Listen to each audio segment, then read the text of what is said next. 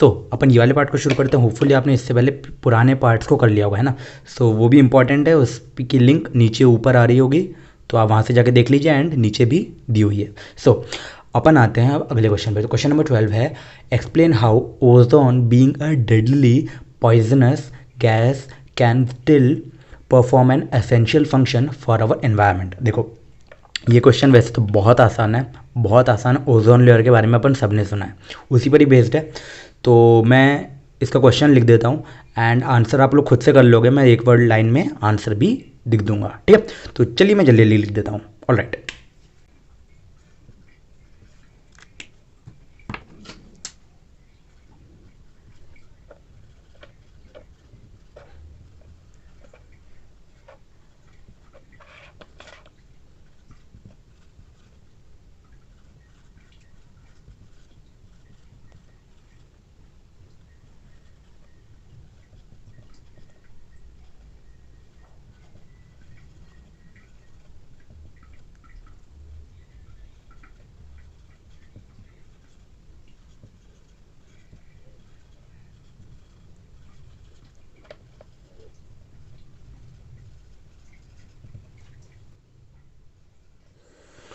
Alright, तो इसका answer भी सिंपल है, वन लाइन में आंसर आप इसका कंक्लूड भी कर सकते हो क्या, कि ozone layer protects us from harmful effect of UV radiation, ठीक है। तो मैं इसको लिख देता हूँ। सो अपन चलेंगे फिर अगले वाले क्वेश्चन पर, टाइम नहीं गंवाना है अपन को, है ना। तो आंसर है,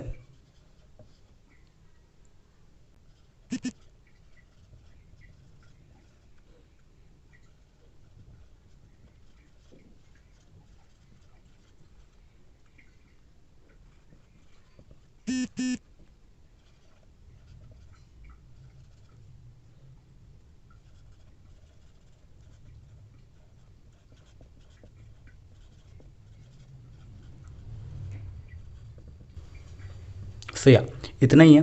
सो इजी है क्या, आपको तो पता ही होगा क्या ओजोन लेयर होती है अपने अर्थ के ऊपर, ठीक है।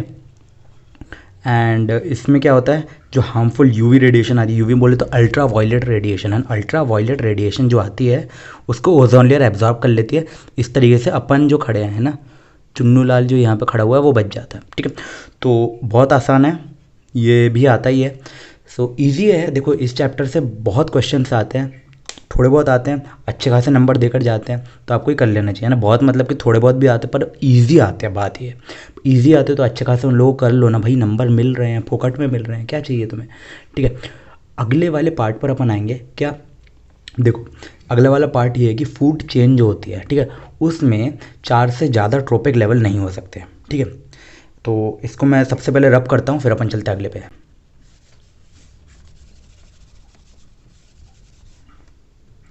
या सबसे पहले मैं क्वेश्चन लिख देता हूँ।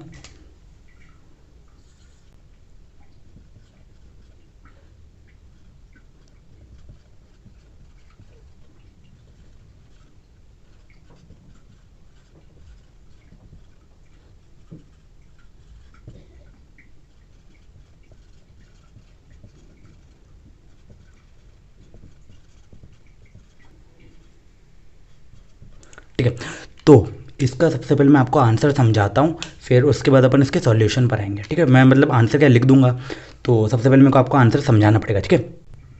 देखो बहुत आसान है इसका आंसर। देखो होता क्या है, कोई भी एक लेवल होती है फूड चेन के, है ना। इसको मैं थोड़ा सा नीचे कर देता हूँ ताकि दिख जाए, ठीक है। तो देखो फूड चेन का कोई भी लेवल होता है, मान लो एक शेर है, ठीक है। ऐसा दिखता है ना शेर, बाल है इसके,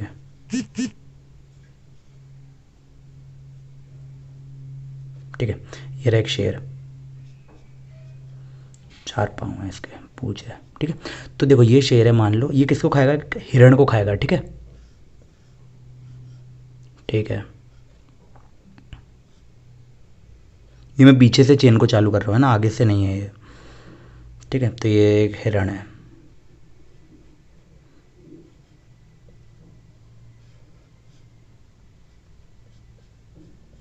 ठीक है। तो एक हिरण है, मान लो शेर ने हिरण को खाया। हिरण किसको खाता है, हिरण खाता है घास को,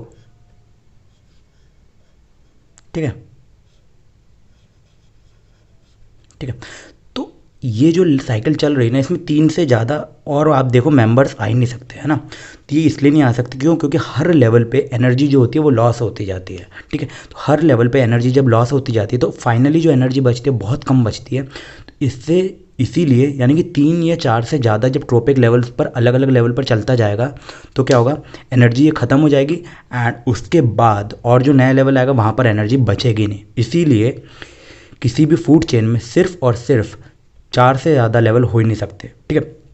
3 भी होते हैं जनरली, बट 4 से ज़्यादा मैक्सिमम 4 आता है। तो इसका आंसर क्या हो जाएगा, ठीक है, इसका आंसर हो जाएगा the loss of energy at each step is so great that very little usable energy remains after 4 trophic levels, ठीक है। तो मैं इसको जल्दी जल्दी यहाँ पे लिख देता हूँ। सो अपन चलेंगे फिर अगले क्वेश्चन पे, ठीक है।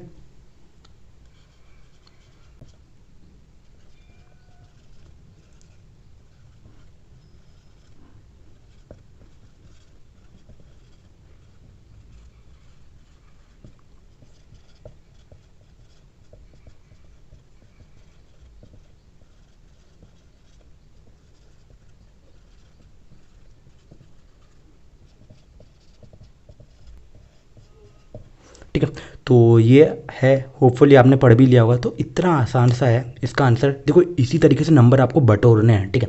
अगर आप नंबर बटोरोगे नहीं तो भैया आपको बहुत दिक्कत हो जाएगी, ठीक है। तो अपन चलते हैं अब आगे।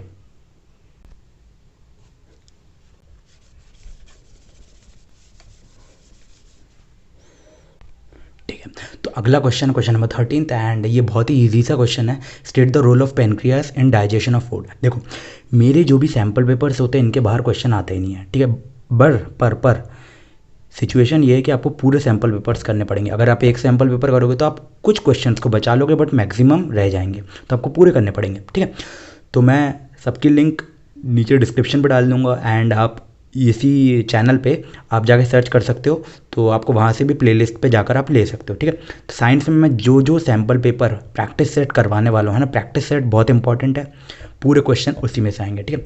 तो मैं ये वाले क्वेश्चन भी ले रहा हूँ, ये भी उसी से ही है। मेरे स्टूडेंट्स को जहाँ पे हम फिजिकल कोचिंग में देते हैं वहाँ पर हम जो जो क्वेश्चंस देते हैं वहीं आते हैं एंड वही हम लोग यहाँ भी करवाने वाले हैं। तो आपके लिए इंपॉर्टेंट है कि आप चैनल को ज्वाइन कर लें, ठीक है। तो आप चैनल पर नए हो तो सब्सक्राइब जरूर कर लीजिए, लाइक तो कर ही दिया हो होपफुली, नहीं की तो करो यार, ठीक है। तो चलो अब चलते हैं क्वेश्चन पे।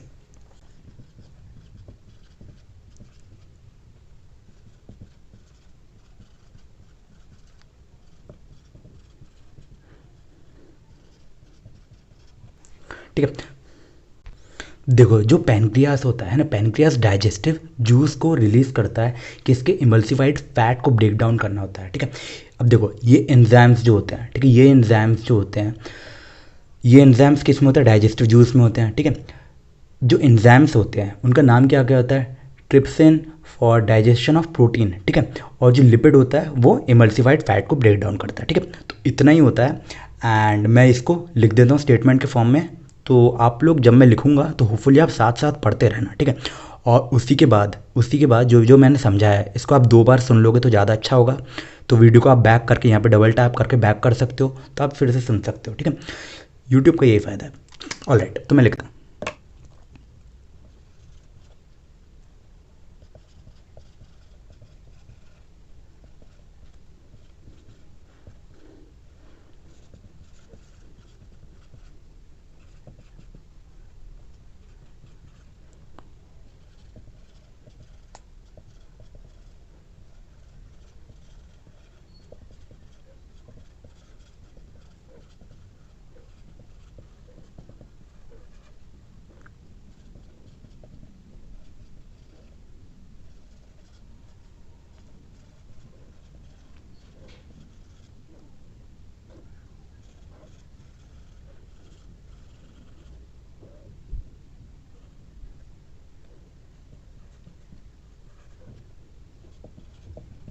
ठीक है, तो ये इतना आसान सा होता है। तो आपको क्या करना है, कुछ नहीं करना है, इसको लिखना है एंड बस यही का ये इसका पेनक्रियास का क्या होता है, यही का यही रोल होता है। सिर्फ यही का ये रोल लिख कर आओगे आपको नंबर मिल जाएंगे पूरे पूरे, ठीक है। अब अपन चलते कहाँ, आगे, ठीक है। ऑलराइट, तो मैं इसको रब आउट करता हूँ।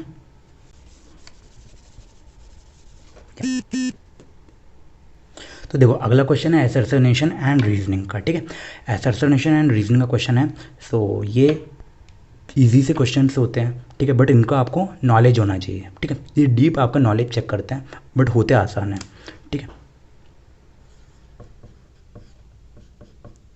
देखो असर्शनेशन क्या है?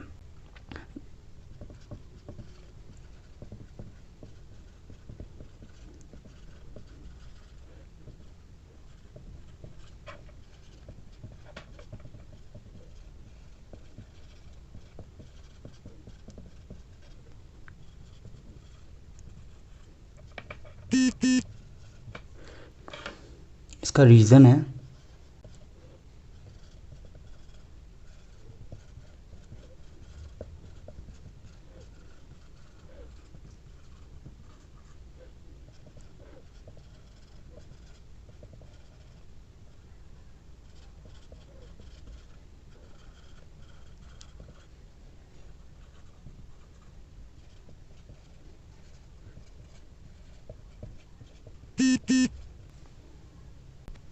सिंपल सा है। देखो इसका आंसर मैं आप लोगों को बताऊं तो क्या है, ये सही है, ये गलत है। क्यों सही है? देखो ये तो होता ही अपन जब वाइट वॉश करते हैं, ठीक है, शाइनी वाइट फिनिश मिलता है 2 से 3 दिन के बाद, ठीक है, सही है भैया, वाइट पुट।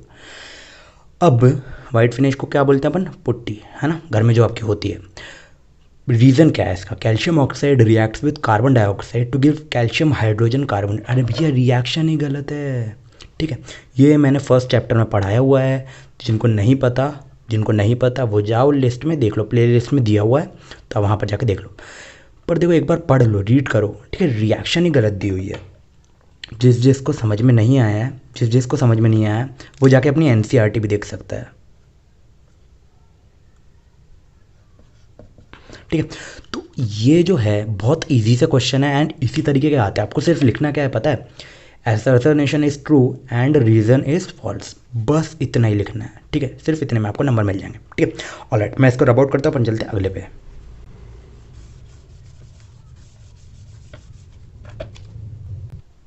ठीक है, तो अब अपन आते हैं 15 पर। 15 में देखो 2 पार्ट्स हैं, ठीक है, 15 में 2 पार्ट्स हैं। एंड मैं देखो आप लोगों को पूरा पूरा लिख कर नहीं बता रहा हूँ, ठीक है, क्योंकि ईजी है ना, ईजी है। एंड इनका आंसर आप लोग खुद से कर सकते हो, ठीक है, बट स्टिल मैं आपको समझाऊंगा, क्वेश्चन आपको लिख कर दे रहा हूँ क्योंकि क्वेश्चन इज़ इम्पॉर्टेंट, है ना। क्यों? क्योंकि ये क्वेश्चन आपके एग्जाम में भी आ सकता है, ठीक है। चलिए,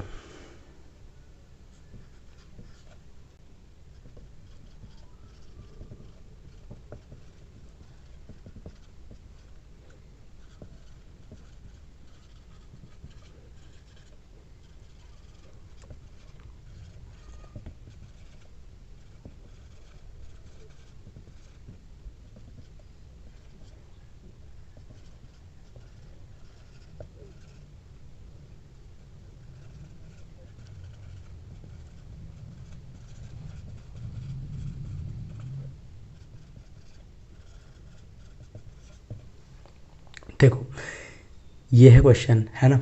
अब इसका क्या रीज़न है, ठीक है। देखो ये सबसे पहले ना असर्शनेशन ही पूरा है, ठीक है। इतना मत समझना कि यहाँ से चालू हो रहा है, ये पूरा का पूरा है, ठीक है। तो देखो फूड चेन क्या होता है, बिल्कुल सही बात है। देखो फूड चेन्स के कारण ही हमारे बॉडी में हार्मफुल केमिकल्स जो होते हैं आते हैं।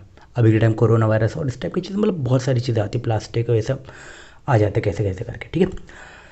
पर देखो होता क्या है, देखो अपने बॉडी में जगह जगह से चीज़ें आती है, ठीक है। कॉम्प्लेक्सिटी भी ज़्यादा होती है अपने फूड चेन की, सही बात है, ठीक है। पर ये देखो कि ये दोनों स्टेटमेंट तो सही है, पर रीज़न पूरे ही अलग अलग है। कॉम्प्लेक्सिटी ज़्यादा है, उसका इससे कोई ताल्लुक ही नहीं है, ठीक है। तो इसका आंसर क्या हो जाएगा?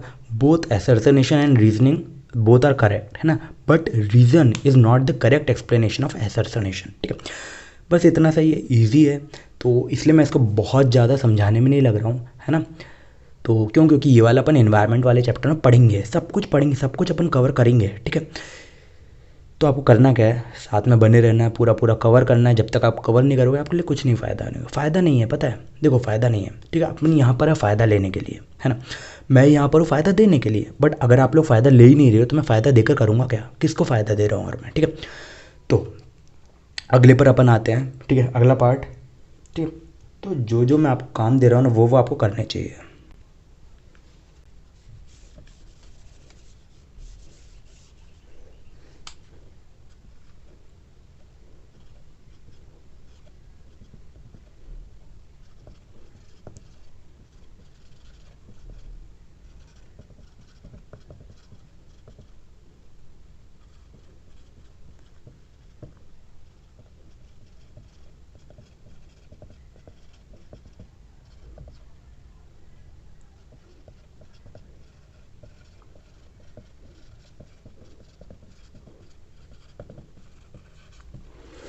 देखो ये है क्वेश्चन, ठीक है। तो इसका क्या है आपको फिर से बताना है, ठीक है। देखो सेम चीज़ ज़रा ध्यान दो यहाँ पे, ठीक है। लोअर ट्रॉपिक लेवल में बहुत सारे इंडिविजुअल्स होते हैं, ठीक है, बिल्कुल सही बात है, ठीक है। पर और देखो फ्लो ऑफ एनर्जी जो होती है वो यूनिडायरेक्शनल होती है, बिल्कुल सही बात है। बट कोई ताल्लुक ही नहीं है। देखो greater number of individuals are present in lower trophic level, ठीक है। लोअर ट्रॉपिक लेवल में ज़्यादा इंडिविजुअल्स होते हैं, अच्छी बात है, क्योंकि वहाँ पे एनर्जी ज़्यादा होती है ना। सबसे ज़्यादा एनर्जी लोअर ट्रॉपिक लेवल पर ही मिलती है। तो ये रीज़न है, ठीक है। Flow of energy is unidirectional, बिल्कुल बात सही है, बट रीज़न गलत है, ठीक है। तो इसका भी सेम चीज़ हो जाएगी, both assertion and reasoning are correct and reason is not the correct explanation of assertion, ठीक है। इतना ही होता है, ठीक है। असर्शनेशन एंड रीजनिंग में आपको सिर्फ और सिर्फ स्टेटमेंट लिखने होते हैं, उसका एक्सप्लेनेशन नहीं लिखना होता है, ठीक है।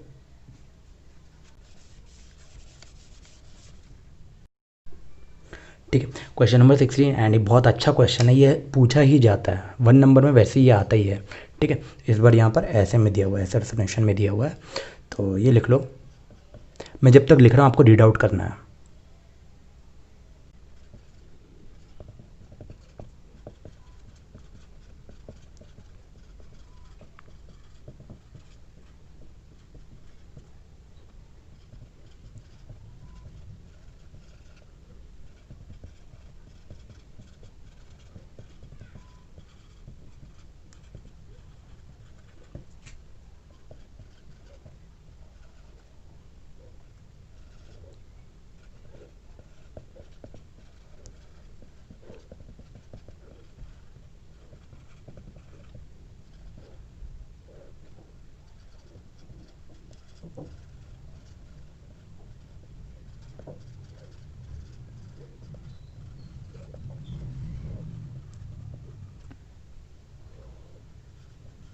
ठीक है, जिनको समझ में नहीं आ रही मेरी राइटिंग उनको रीड आउट कर देता हूँ मैं एक बार। देखो ए geneticist crossed a pea plant having violet color flowers with pea plant with white flowers.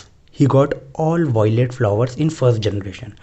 White color gene is not passed on to the next generation. ठीक है, अब देखो हुआ क्या है, क्रॉसिंग हुई है पी प्लांट की वायलेट और वाइट फ्लावर्स वाली, ठीक है। और सारे वायलेट फ्लावर्स मिले हैं पहली जनरेशन में, ठीक है। तो इसका रीज़न ये दिया हुआ, white colour gene is not passed to the next generation, ठीक है।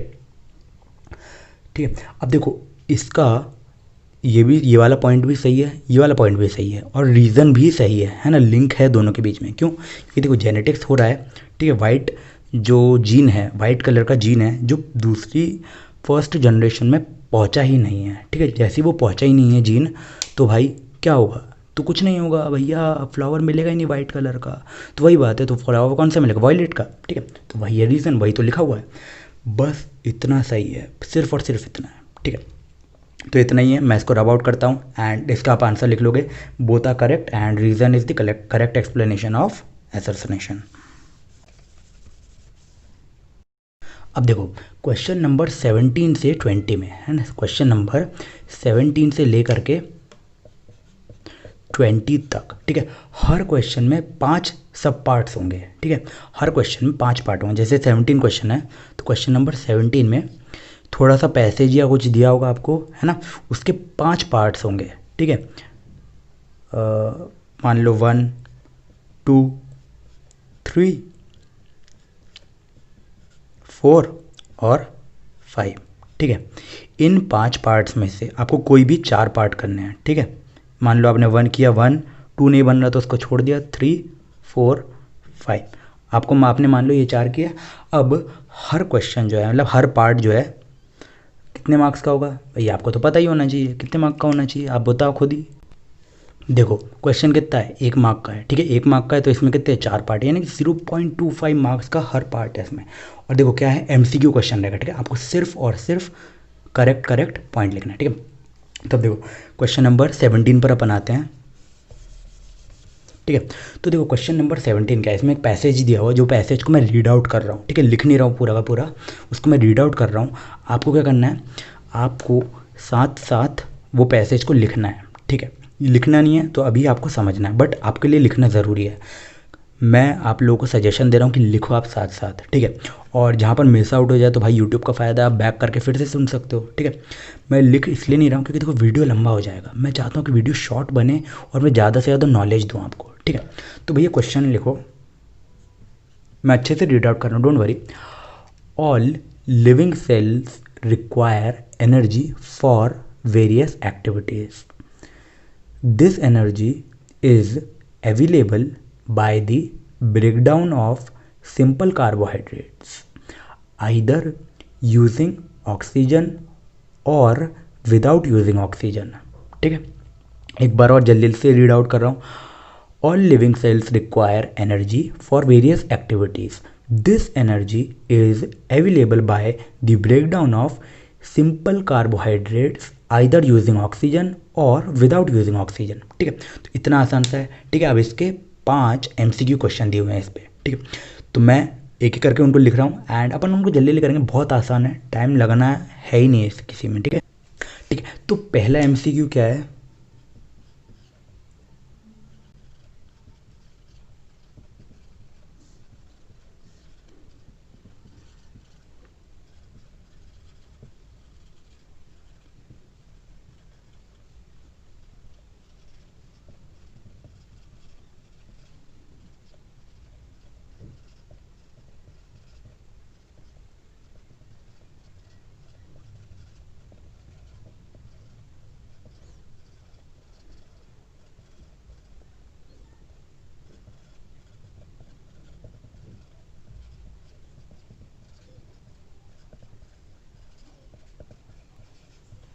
ठीक है, तो देखो बहुत आसान सा है, ठीक है। इसका आंसर क्या होगा? इसका आंसर होगा पहला। इसका क्वेश्चन है, सबसे पहले मैं एक बार क्वेश्चन आपको रीड आउट कर दे रहा हूँ, ठीक है। क्वेश्चन क्या है? Energy in the case of higher plants and animal is obtained by, ठीक है। Energy in the case of higher plants and animals is obtained by breathing, ठीक है, टिश्यू रेस्पिरेशन, ठीक है, ऑर्गन रेस्पिरेशन और डाइजेशन ऑफ फूड, ठीक है। मैं रीड इसलिए कर रहा हूँ क्योंकि कई लोग बोलते हैं मेरी हैंडराइटिंग समझ में नहीं आती, मेरे डॉक्टर होना चाहिए, ठीक है, अच्छी बात है। इसका आंसर है बी, टिश्यू रेस्पिरेशन, ठीक है। आसान सा है, ठीक है। अपन चलेंगे अब अगले वाले पर। देखो इजी इजी क्वेश्चन आएंगे, इसी टाइप के क्वेश्चन आएंगे। आपको क्या करना है? सिर्फ और सिर्फ करेक्ट बी लिखना है, टिश्यू रेस्पिरेशन लिखना, नंबर लेना है, घर जाना है, ठीक है। तो अब अपन चलते हैं अगले पे, मैं इसको करता रहा अबाउट।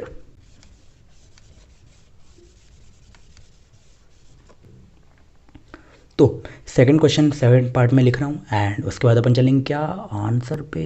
देखो सेकंड पार्ट में एक ग्राफ दिया हुआ है, तो इसको आपको थोड़ा सा समझना पड़ेगा एंड कोई बात नहीं, अपन करेंगे उसको, ठीक है। सेकंड पार्ट लिखने देते हैं अपन।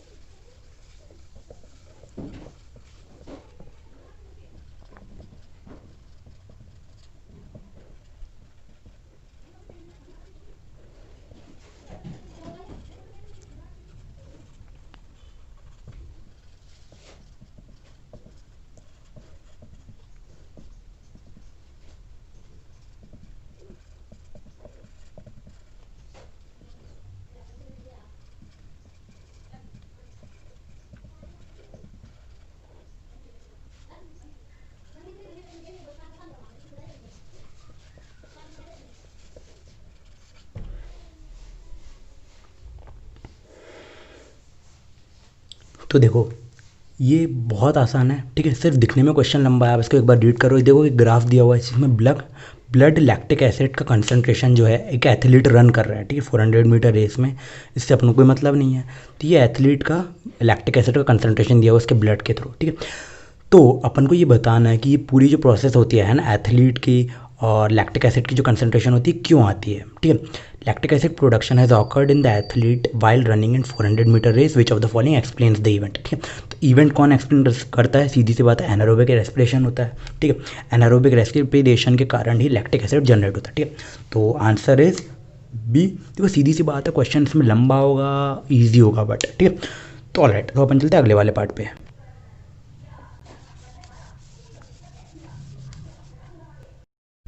तो 17 का थर्ड पार्ट, सबसे पहले मैं क्वेश्चन लिख रहा हूँ एंड उसके बाद अपन उसके सॉल्यूशन पर जाएंगे। ऑलराइट,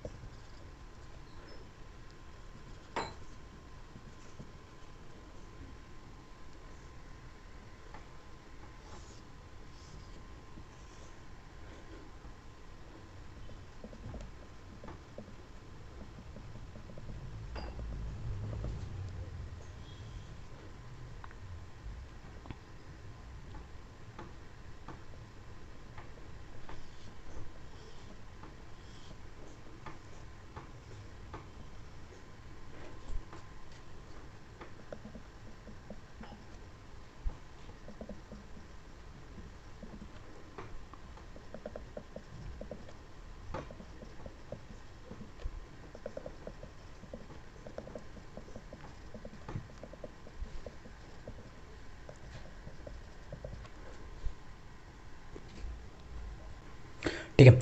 तो देखो यहाँ पर ये टेबल है एंड ये टेबल पे यहाँ पर मेरे यहाँ पे इतनी जगह नहीं बची है, सो आपको यहाँ पर अभी टेबल नज़र आ रही होगी, ठीक है। तो यहाँ पर जो टेबल नज़र आ रही है मेरे को सबसे पहले उसको आपको समझाना पड़ेगा, ठीक है। देखो समझाना क्या है उसमें, देखो प्लॉट ए जो ऑप्शन ए है इसमें क्या है, ये ऑप्शन 4 हैं, A B C and D, ठीक है। ठीक है, देखो असल में आपको यहाँ पर एक टेबल अभी दिख रही होगी, है ना। तो ये जो टेबल है इसमें देखो 4 प्लॉट है, A B C and D, ठीक है। Plot A and plot B, ठीक है। अगर प्लॉट ए जो है, देखो प्लॉट ए ऑप्शन नंबर 1 में प्लॉट ए एरोबिक रेस्पिरेशन, ठीक है, और बी है एनारोबिक रेस्पिरेशन। जस्टिफिकेशन इसका दिया हुआ, the amount of energy is low and inconsistent in aerobic and high in anaerobic respiration, ठीक है। बी ऑप्शन जो है इसमें प्लॉट ए में aerobic and anaerobic, plot B में, ठीक है। जस्टिफिकेशन इसका, the amount of energy is high and inconsistent in aerobic and low in anaerobic, ठीक है। सी ऑप्शन इसी तरीके से है, plot A anaerobic and plot B is aerobic. Justification इसका दिया हुआ, the amount of energy is high and consistent in aerobic and low in anaerobic, ठीक है। और ऑप्शन डी है एनारोबिक एंड एरोबिक, ठीक है। प्लॉट ए एनारोबिक और प्लॉट बी एरोबिक, ठीक है। इसका जस्टिफिकेशन है, the amount of energy is high and inconsistent in anaerobic and low in aerobic respiration. देखो मैं जानता हूँ अभी आपको ज़्यादा समझ में नहीं आया होगा, बट अगर आपने चैप्टर पढ़ा हुआ है, ठीक है, आपका ये चैप्टर पढ़ा हुआ है तो आपको समझ में आ जाएगा। और अगर डाउट है तो प्लीज़ मेरे को बता देना, मैं इसको पूरा समझा दूँगा, बहुत अच्छे से समझा दूँगा, बहुत आसान है। देखो जो बी ऑप्शन है वो सही है। बी ऑप्शन क्या है, एरोबिक है, प्लॉट ए जो है एरोबिक का ये वाला ग्राफ होता है, एनारोबिक का ये ग्राफ होता है, ठीक है।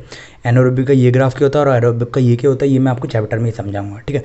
बट इसका जस्टिफिकेशन जो है, जस्टिफिकेशन क्या है, the amount of energy is high and consistent in aerobic and low in anaerobic, ठीक है। The amount of energy is high and consistent in aerobic and low in anaerobic, ठीक है। High and low aerobic and anaerobic, इसका ये जो justification है बिल्कुल सही है, ठीक है। देखो प्लॉट ए क्या है, एरोबिक, और प्लॉट बी है एनारोबिक, ठीक है। The amount of energy is high and consistent in aerobic, aerobic जो है plot A high and consistent है, हाई एंड कंसिस्टेंट है, ठीक है। और एनारोबिक जो है, ठीक है, एनारोबिक में क्या होता है, लो इन एनारोबिक होता है, ठीक है। तो इसीलिए इसका जो रीज़न है ये सही है एंड इसीलिए ऑप्शन बी इज़ करेक्ट, ठीक है। होपफुली मेरे ख्याल से आप लोगों को, बहुत सारे लोगों को समझ में नहीं आएगा, मैं जानता हूँ ये वाला पार्ट, ठीक है। बायो का थोड़ा यही है कि आपको समझना पड़ेगा पहले से, ठीक है। आपने ये समझा नहीं है तो ये नहीं आएगा। तो जिन्होंने चैप्टर पढ़ा हुआ है उनके लिए ये आसान है, क्योंकि plot A and plot B के बारे में जब उनको जस्टिफिकेशन पढ़ेंगे तो उनको समझ में आ जाएगा, ठीक है। बट जो लोग नहीं जानते हैं उनको कन्फ्यूजन हो रहा हुआ है इसमें, ठीक है। तो ऑलराइट, अपन इसको समझा देंगे, अच्छे से समझाऊंगा मैं इसको। तो आपको डाउट है तो मेरे को बता देना एक बार, ठीक है। अपन चलते हैं अगले वाले पे।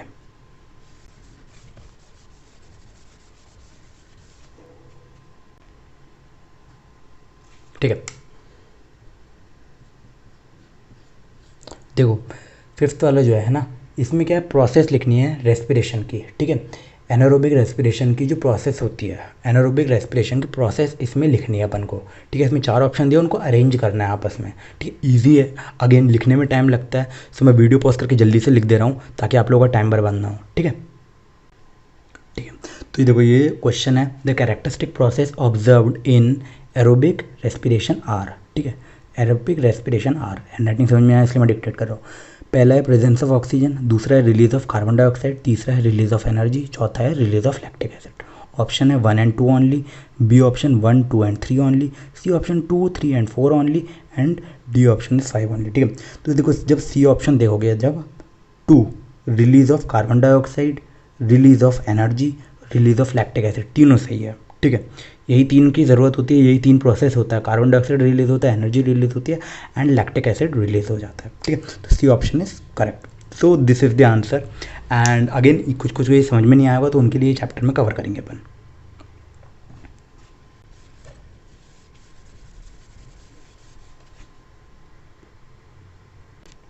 सो फिफ्थ वाले पर अपन आते हैं। फिफ्थ वाला इज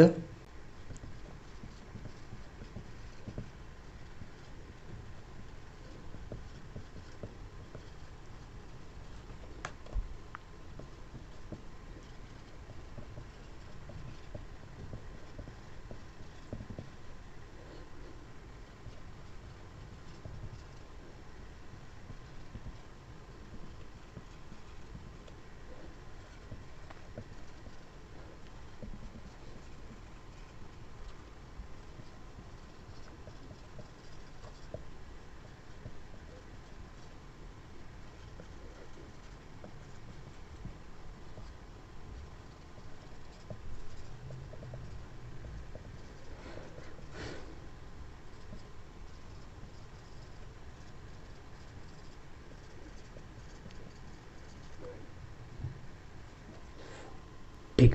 तो देखो ये है ये वाला पार्ट, एंड इसमें क्या है, देखो सारे जो ऑप्शंस है ना, ये सब अपन को देखने पड़ेंगे एंड एक एक ऑप्शन में अपन को पता करना पड़ेगा कि कौन सा सही है कौन सा गलत है।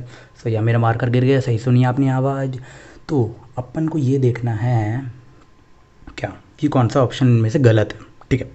तो study the table below, select the incorrect information, ठीक है। सबसे पहला, सबसे बी पर अपन आते हैं सबसे पहले, है ना। एंड प्रोडक्ट क्या होता है, ठीक है। एंड प्रोडक्ट क्या होता है, एंड प्रोडक्ट एरोबिक में CO2 एंड H2 होता है, बिल्कुल सही बात है, ठीक है। एंड प्रोडक्ट CO2 और H2 होता है, बिल्कुल सही बात है। एनारोबिक में इथेनॉल और CO2, बिल्कुल सही बात है। अमाउंट ऑफ ATP जो होता है एडोनिसाइन ट्राइफॉस्फेट, ठीक है, इसमें हाई होता है एरोबिक में एंड एनारोबिक में लो होता है, बिल्कुल सही है। ऑक्सीजन इसमें ज़रूरत होती है, एरोबिक में ज़रूरत होती है, एनारोबिक में ज़रूरत नहीं होती है ना। एनारोबिक में विदाउट ऑक्सीजन अपन का प्रोसेस होता है, ठीक है। बट जो लोकेशन वाली बात जब आती है, लोकेशन वाली जब बात आती है, तो देखो लोकेशन जब आती है, एरोबिक का काइटोप्लाज्म होता है, सही बात है। पर एनारोबिक का माइटोकॉन्ड्रिया नहीं होता है, ठीक है। तो इस कारण से ये पूरी जो क्वेश्चन है इसका आंसर क्या हो जाएगा, A location cytoplasm and anaerobic mitochondria, ठीक है। सो ये वाला क्वेश्चन यहीं पर ख़त्म होता है, तो मैं इसको रब आउट कर देता हूँ। एंड ऑलराइट, तो बचे हुए कुछ क्वेश्चन जो हैं वो अपन अगले वाले वीडियो में करेंगे। आज की वीडियो में इतना ही। लाइक कमेंट शेयर सब्सक्राइब, यहाँ पर अगले वीडियो की लिंक आ रही होगी, इस पर क्लिक करिए, अगले वीडियो पे जाइए। And thanks for watching. अपने दोस्तों के साथ शेयर करिए क्योंकि बहुत काम की चीज़ है।